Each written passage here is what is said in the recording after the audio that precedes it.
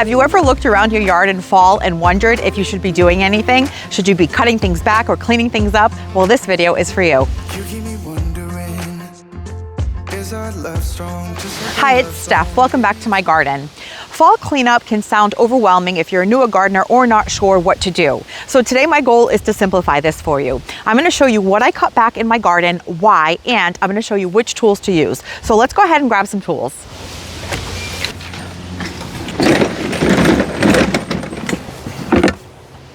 Some hand pruners. I have the Felco 2s, but any kind of sharp pruners will do. Some hedging shears. These are actually really great to cut back perennials that have a large diameter. It'll make quick work of it. Some garden gloves to protect your hands, and some kind of bag for your garden waste. Let me show you mine. I have this pop-up bag, which is really lightweight and you can fill it up and it's really easy to dump out. So this is what I use. But a gorilla cart or even a wheelbarrow will work. Now, if you have really large ornamental grasses, I used to have several of them. And something that makes really quick work of cutting those back at the end of the season is one of these power hedge trimmers. And to do this, you would just take some kind of rope or bungee cord, tie them up, and use your power hedge trimmer to cut it down at the base. This is really helpful for those really large grasses. In my garden, there are 3 categories of plants that I like to cut back in fall.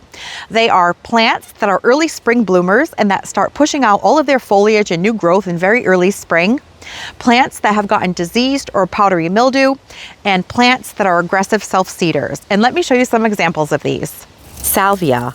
This one here is a perennial salvia called May Night. It blooms for me around May, so I will go through right now and cut them down to about 2 inches above the soil, and that way it'll be ready to push out all of its new growth come spring. Nepeta, also known as catmint, is another one that will bloom really early for me in the spring, and I have them all along my front borders, and you can see that it is now done for the season. Still has a little bit of green growth on it, but I'm going to go through and clean up all of my Nepeta. Peonies are another perennial that I cut back in fall. They sometimes get diseased foliage and some powdery mildew, so that's one reason to cut them back, but they're also a spring bloomer. So I went through and I cut back all of the foliage on my peonies. I do leave up the support cages so that they have support once they start growing. And you can see that this one has already started to push out some eyes for next year's blooms.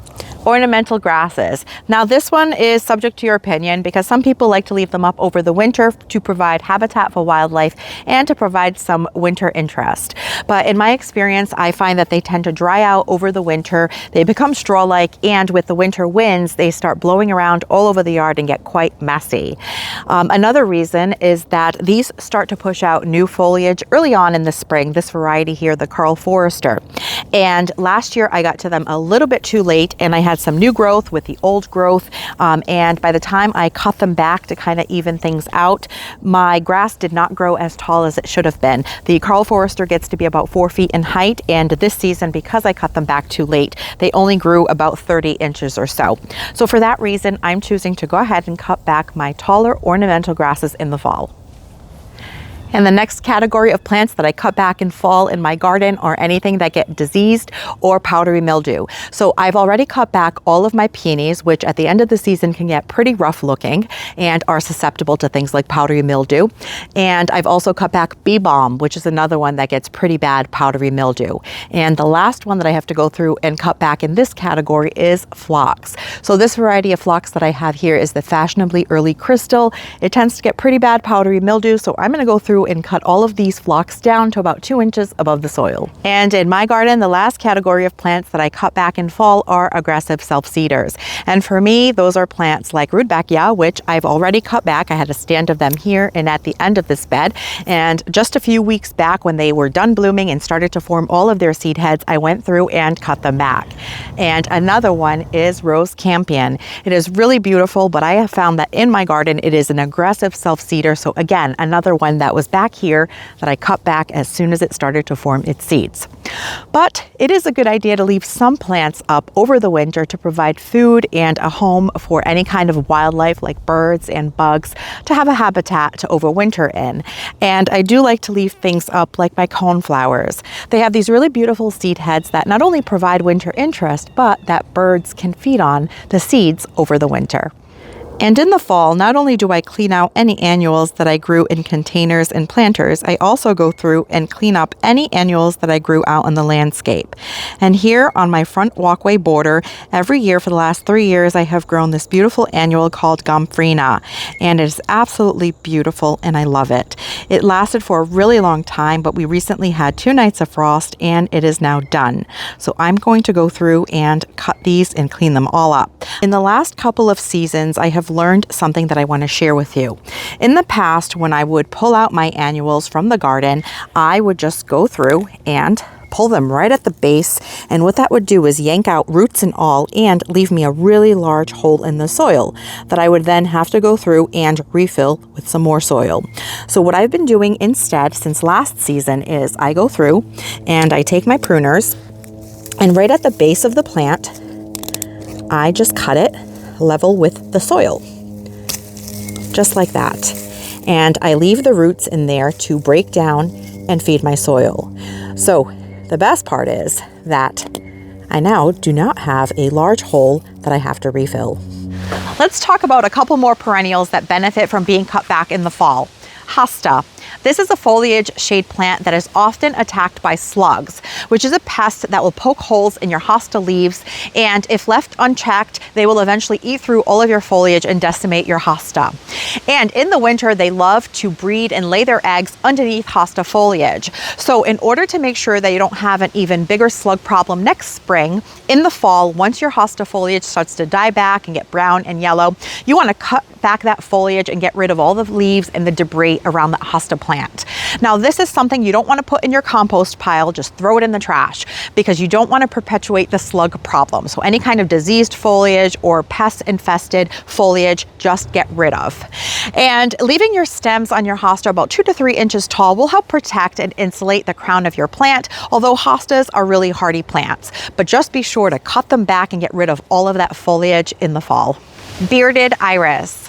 I recently did a video where I transplanted a bunch of bearded iris into our no-dig bed that we created, and I can link that video below. But the fall is an excellent time to transplant bearded iris, but you also should be cutting back your iris before we head into winter. Now, to cut down your iris foliage, you want to cut it down to about 4 to 6 inches and cut it in a fan shape so that the water can slide off of the foliage. And what you're going to do is get rid of all of that foliage that you cut off of the iris, as well as any of the dried foliage that's around the base of the iris and the rhizomes. What you don't want to do is leave it up over winter, where eventually the iris foliage will flop over and create the perfect breeding ground for borers, because borers will burrow their way into your iris rhizomes and ultimately kill your iris. So by cleaning up all of the foliage before we head into winter, it's going to keep your iris rhizomes nice and healthy so that they can bloom beautifully for you next spring.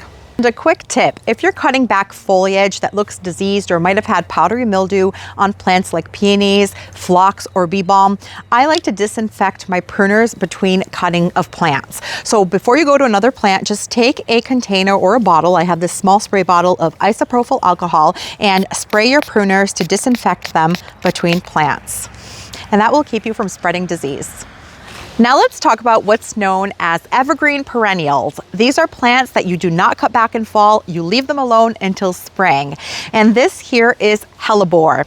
Now hellebore is a beautiful perennial, and all winter you will have these shiny green leaves that work as a ground cover. And what they're doing is they're serving the purpose of protecting the crown of the plant, where all of those buds are starting to form and emerge for them to bloom in very early spring. So here in my zone 6B, 7A garden, my hellebore usually starts blooming around between St. Patrick's Day and the first day of spring, so towards the end of March. So what I'll do is I'll go through and clean up this foliage at some point in March once the weather kind of stabilizes and they start to bloom, so that you can see and enjoy those beautiful flowers. But hellebore is a plant that you can just leave alone until spring and let it serve as a beautiful ground cover over the winter months. Coral bells, or heuchera, is another perennial that is evergreen and you can leave up over the winter. It actually protects the crown of the plant and it gives you some color to look at throughout those winter months.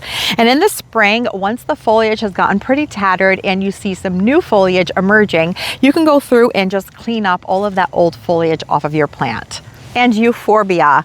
this is another really beautiful evergreen perennial plant that you would leave alone in fall because it provides a lot of visual interest over the winter.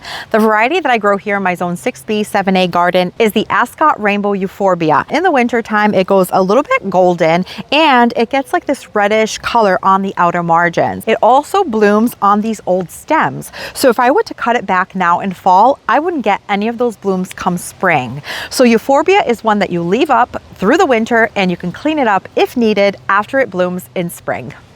Next, let's talk about shrubs. Now, when it comes to shrubs, any shrub that is going to bloom in spring, shrubs like forsythia, azalea, lilacs, weigela, and ninebarks, you're going to leave those alone. When in doubt, leave them alone. The reason for that is because most of these shrubs have already set their buds to bloom next spring. And so if you prune them now in fall, you are going to be cutting off your blooms. So to avoid that, just leave them alone.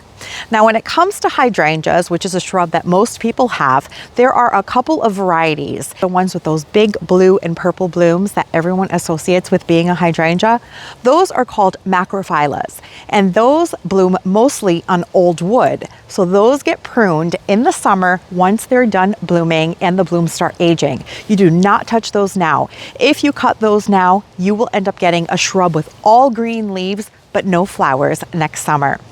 However, when it comes to panicle hydrangeas, which are these that I have here, like the limelights, those can be pruned anytime. Some people like to prune them in fall so that it saves them a step in spring because spring can be pretty busy for gardeners.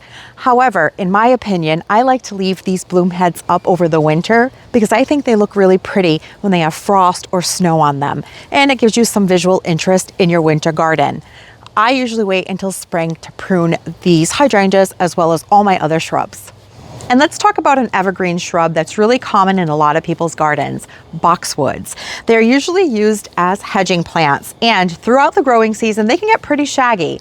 And at this point in the season, you might want to prune them back and tighten them up so that you have a nice, neat hedge again. But I would recommend waiting until the spring. Because we're heading into cooler temperatures now, if we get a couple of days of freezing temperatures, they could get a little bit of winter burn and not look their best. So if you do have boxwood shrubs, I would recommend waiting until spring once the temperature levels off to go ahead and prune them back.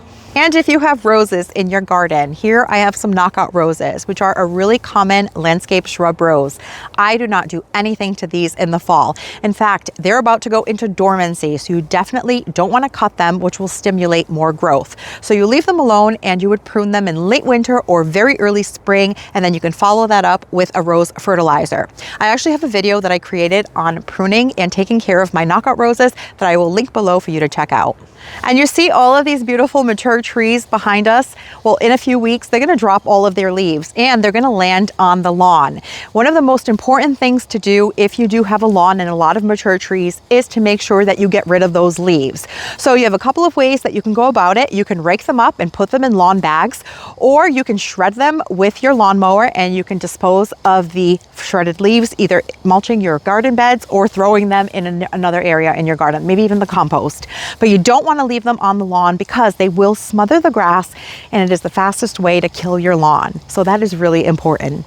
So as you can see from the video, there are very few plants that are absolutely necessary to cut back in fall.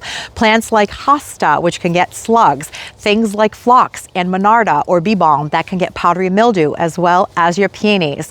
But mostly everything else can really wait until spring. The point of doing some of these things in fall is to not only improve the health of your garden, but to give you a little less work when spring rolls around.